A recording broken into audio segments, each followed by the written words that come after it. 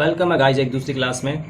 आज मैं आपको कुछ काम के तरीके से कुछ समझाना चाहता हूँ। तो ये क्या है, एक डेटा है। ठीक है, यहाँ पे कुछ वर्कर्स हैं। इन लोगों ने यहाँ पे इनका सीरियल नंबर है, ये इनकी कंपनी है, ये इनका ईयर है, ये इनका टोटल है, ये इनका जीएसटी है और ये इनका ग्रैंड टोटल है। तो डियर, यहाँ पे हो क्या रहा है कि ये भाई बहुत सारे लोगों का डेटा है। ठीक है, यहाँ पे 38 के आसपास हैं। सपोज़ करो कि ये 2000-3000 होते हैं। ठीक है, और जो भी ये काम हो रहा है, अब इस काम को अगर मैं किसी का डेटा सर्च करूं तो एक तो हमारे पास ये होता है कि हम फ़िल्टर लगा सकते हैं। यहाँ से मान लो किसी नंबर पे, किसी भी नाम पे, नाम तो इनका नहीं है, मैं अगर कंपनी का डेटा निकालूं तो यहाँ पे जैसे मैंने डाला आई मैक का डेटा मुझे यहाँ पे इस तरीके से शो कर जाएगा। ये सब भी तरीके होते हैं। बट जब ये सीटें होंगी काफ़ी सारी, ठीक है, ये सीटें होंगी काफ़ी सारी और मुझे सिर्फ, मैं चाहता हूँ कि मैं इसका सिर्फ सीरियल नंबर लिखूँ। जैसे कि आप टाटा पावर का एक छोटा सा एग्जांपल लो। हमारे यहाँ पे दिल्ली में टाटा पावर डीडीएल क्या करता है कि इन्होंने ये इसका बिजली का काम करते हैं, इलेक्ट्रिसिटी का इनका एरिया है। तो उसमें जब हमें कोई दिक्कत होती है तो हम फ़ोन करते हैं, कस्टमर केयर पे हम फ़ोन करते हैं। वहाँ पे हम ओनली उसे सीए नंबर बताते हैं। अपने मीटर का एक सीए नंबर होता है, हम सिर्फ उसको वो बताते हैं। अब वो क्या करता है कि वो सीए नंबर अपने डाटा में फीड करेगा और उसके पास में सारी डिटेल, ये तो खैर डाटा कुछ और है बट उसके पास में सी नंबर से रिलेटेड सारी डिटेल, जैसे उसका नाम, मीटर का टाइप क्या है, कितने किलोवाट का है, कब लगा था, कितना उसका इस बार का बिल है, उसने कितने टाइम का बिल पे किया, वो सब कुछ उसका डिटेल एक ही बार में फिल्टर होके आता है।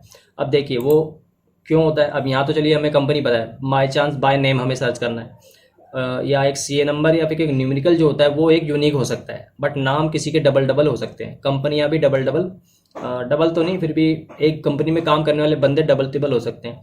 ईयर भी हो सकते हैं, भाई एक ही साल में नहीं किया, 2 साल में किया है, या फिर सेम ईयर में किया है, ये सब भी डबल डबल हो सकता है। तो हम क्या करेंगे कि इसको फिल्टर ना करने की बजाय हम एक छोटा सा फॉर्मूला लगाएंगे। उसमें जो चीज़ें मुझे चाहिए, मैं चाहता हूँ कि वो चीज़ें मुझे अपने आप ही यहाँ पे, जैसे मैं उसका सीरियल नंबर लिखूँ यहाँ पे आगे मिल जाए। तो वो एक फॉर्मूला है छोटा सा, उसका नाम है वी लुकअप। और मैं लास्ट स्टेज वाला फॉर्मूला बताऊंगा जो एकदम मतलब ठीक फॉर्मूला है, उस फॉर्मूले के बारे में बात करेंगे। तो डियर, यहाँ पे क्या है कि ये खूब सारा कंपनी का डेटा है। मैं चाहता हूँ कि मैं जैसे यहाँ पे सीरियल नंबर डालूँ, मुझे उसका आगे का रिलायंस का ईयर, टोटल सेल और जीएसटी और ग्रैंड टोटल उसका निकाल के मुझे सामने दे दो। सबसे पहले मैं क्या काम करूँगा, यहाँ पे ये मैं इसकी हेडिंग्स कॉपी कर लेता हूँ। कॉपी करके मैं यहाँ पे नीचे लाता हूँ, यहाँ ला के मैं इसे पेस्ट कर लेता हूँ। ठीक है, इसका बैकग्राउंड थोड़ा सा बेकार लग रहा है तो मैं इसका बैकग्राउंड वाइट ही रख देता हूँ, तो फॉन्ट कलर वाइट कर देता हूँ। ठीक है, अब एक फॉर्मूला होता है वी लुकअप का।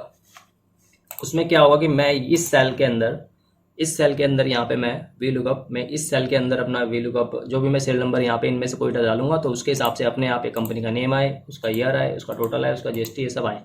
चलिए स्टार्ट करते हैं। इसमें क्या होगा, मैं सबसे पहले मैं एक चीज़ समझाता हूँ। वी लुकअप का एक फॉर्मूला होता है हमारे पास एक्सेल के अंदर।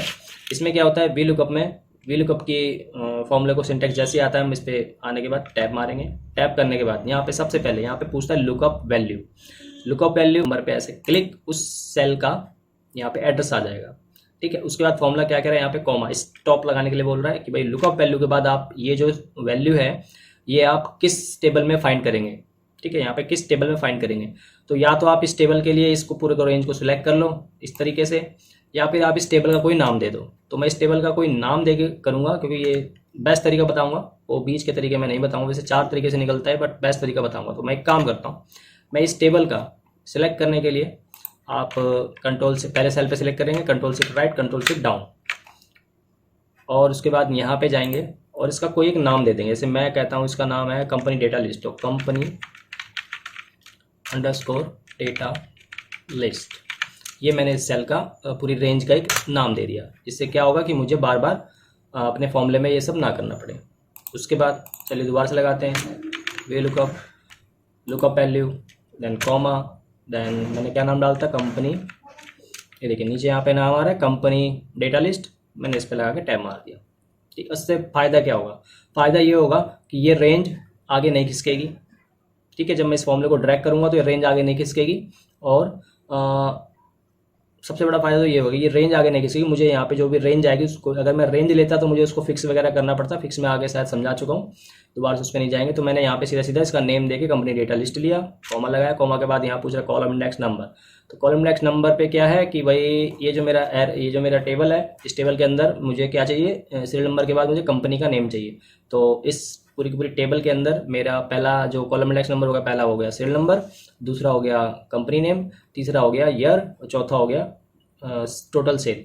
तो मुझे क्या निकालना है यहाँ इस फॉर्मूले में, मुझे निकालना है इसको अगर मैं लुकअप वैल्यू मान रहा हूँ, मतलब सीरियल नंबर से मुझे निकालना है कंपनी का डेटा, कंपनी नेम निकालना है। तो यहाँ पर आते हैं, कंपनी नेम के लिए हमारा कौन सा इंडेक्स नंबर होगा, ये वाला। तो मतलब पहला ये हो गया और दूसरा ये हो गया। तो मैं सिंपल यहाँ पे मुझे 2 लाना है। अब 2 लाना तो है, लेकिन उसके 2 तरीके। अगर मैं यहाँ पे सिंपल 2 लिखूंगा तो मैं अगर फॉर्मूले को ड्रैग करता हूँ तो फिर वो सब में 2 2 की लिस्ट दिखा देगा, मतलब हर जगह वो इस सेल का डेटा भर देगा। तो उसे क्या करना पड़ेगा, मुझे मैनुअली चेंज करना पड़ेगा। तो इससे अच्छा एक फॉर्मूला है। फॉर्मूला क्या करेगा, फॉर्मूले में होगा क्या कि जैसे कि ये जो सेल में जिस एड्रेस पे मैं मतलब इस यहाँ पे काम कर रहा हूँ, तो मैं इस वाले एड्रेस का एक फॉर्मूला होता है कॉलम। मैं कॉलम भी नहीं, मैं सीधे कॉलम्स पे आता हूँ, COL, ये नीचे वाला फॉर्मूला। ये फॉर्मूला क्या काम करता है, कॉलम्स वाला, कि जैसे फॉर्मूले को लगाएंगे यहाँ पे एरे दिखाएगा।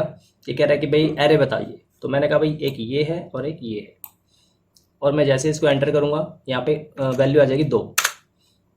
इस फॉर्मूले ने क्या किया, कॉलम्स वाले फॉर्मूले ने इसको काउंट किया और इसको काउंट किया, मतलब 2 कॉलम मिल गया इसको, एक ये कॉलम मिल गया, एक ये कॉलम मिल गया, उसने उसको उठा के काउंट कर लिया।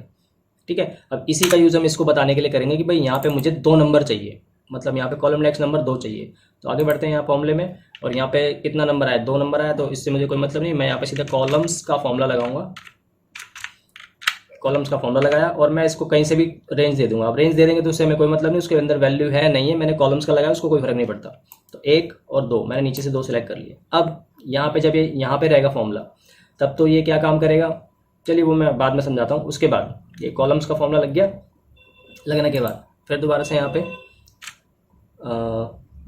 कॉमा लगा दिया। कॉमा लगाने के बाद हमने कॉलम इंडेक्स नंबर को यहाँ पे स्टॉप किया। अब ये मुझसे 2 चीज़ें पूछ रहा है, एग्जैक्ट मैच और अप्रॉक्सीमेट मैच। तो मैं यहाँ पे एग्जैक्ट मैच चाहता हूँ, मतलब अगर मैं सीरियल नंबर का कोई भी डेटा लिखूँ तो उसी का डेटा दिखाए, और किसी का ऊपर नीचे दाएं बाएं 1 से कम 2 से ज़्यादा ये ऐसे कुछ ना हो, मतलब अप्रॉक्सीमेट मैच ना दिखाए, मुझे एग्जैक्ट मैच। तो एग्जैक्ट की वैल्यू होती है 0।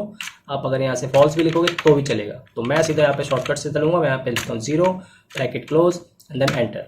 अब यहाँ पे मैं अगर कोई वैल्यू डालता हूँ, जैसे मैंने डाला 1, देखिए यहाँ पे रिलायंस आया। ऊपर चेक करते हैं, एक क्या आगे रिलायंस है। मैं 2 डालता हूँ, 3 डालता हूँ, जो भी मैं डालूंगा इसके हिसाब से यहाँ पे डेटा चेंज होगा। तो मैं यहाँ पे डालता हूँ 2, टाटा आया, 3 जियो आया। ठीक है, अब मैं ये चाहता हूँ कि मैं इस फॉर्मूले को बार बार ना लिखूँ, मैं ऐसे ड्रैग कर दूँ। तो ड्रैग करने में फिलहाल अभी एक दिक्कत होने वाली है, मैं बताता हूँ क्या होने वाली है। जैसे मैं ड्रैग करता हूँ, यहाँ तक मैंने ड्रैग किया, फॉर्मूले में एरर आ रहा है। क्यों आ रहा है, क्योंकि यहाँ पे देखिए, यहाँ पे जो हमारा जो एक तो ये जो लुकअप वैल्यू है ये बार बार चेंज हो रही होगी। यहाँ पे लुकअप वैल्यू का है A43, और इस कॉलम में आके वैल्यू क्या हो गई, B43। इस वाले कॉलम में ये B43 इसका लुकअप वैल्यू बन गया। तो ये नहीं करना हमें, तो हम यहीं पे जाएंगे, इसको उठा के कर देंगे फिक्स, F4 से यहाँ पे होगा फिक्स। अब अगर मैं ड्रैग करूँगा तो यहाँ पे सब में इसने जियो ले लिया।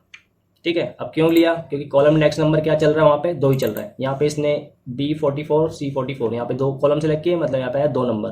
2 नंबर में क्या है, ये डेटा है। ठीक, आगे बढ़ते हैं, यहाँ ईयर में देखते हैं। ईयर में भी क्या किया, 2 कॉलम सेलेक्ट किए, क्योंकि ये रेंज आगे बढ़ गई। तो C44 टू D44, C44 और D44 कितना हो गया, 2 कॉलम हो गए। दोबारा से 2 कॉलम हो गए, लुकअप वैल्यू सेम है। अब 2 कॉलम हो गए तो दूसरे का डेटा लिया उसने दोबारा से, तो हर जगह उसने क्या किया, बार बार जियो लिख दिया।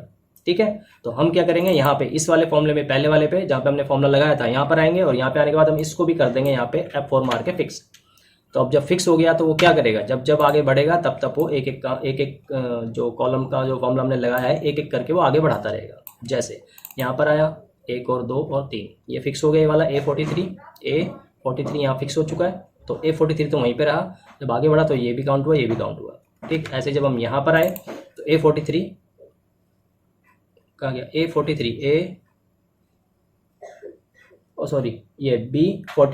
B44 यहाँ पे फिक्स है, हमने यहाँ पे फिक्स कर रखा है इसको। और जो E44 है वो नहीं फिक्स किया, तो वो E44 तो आगे बढ़ा, B44 यहीं पे रहा। तो B44 के बाद उसने काउंट कितना किया, 1 सेल, 2 सेल, 3 सेल, 4 सेल। चौथे कॉलम का डेटा लेकर आया। चौथे नंबर पे हमारा 1 2 3 4 टोटल नंबर पर टोटल सेल।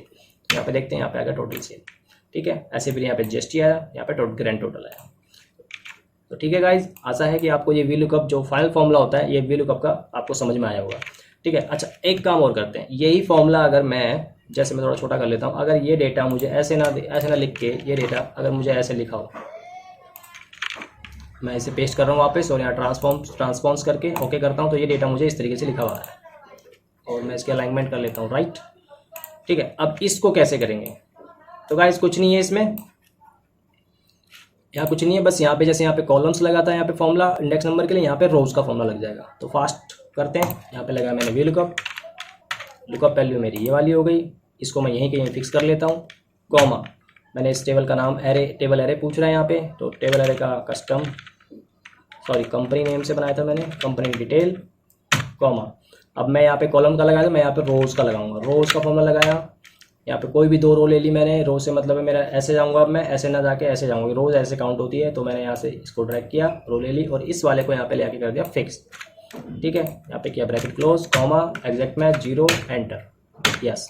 यहाँ पे जो भी मैं वैल्यू डालूंगा उसका डेटा यहाँ पे दिखाएगा और मैंने ड्रैग किया यहाँ पे फॉर्मूला नीचे तक, ये मेरा। ठीक है गाइज, आपको आशा है समझ में आया होगा। मैं कुछ भी वैल्यू यहाँ पे डालूंगा तो उसके हिसाब से यहाँ पे डेटा अपने आप चेंज होगा। सॉरी, यहाँ पे ऐसा कुछ है नहीं, 38 का क्लास है तो 38 का डेटा यहाँ पे दिखाएगा। ठीक है। तो ये था दोस्तों आज की क्लास का सॉल्यूशन। अब मिलते हैं अगली क्लास में, तब तक के लिए धन्यवाद।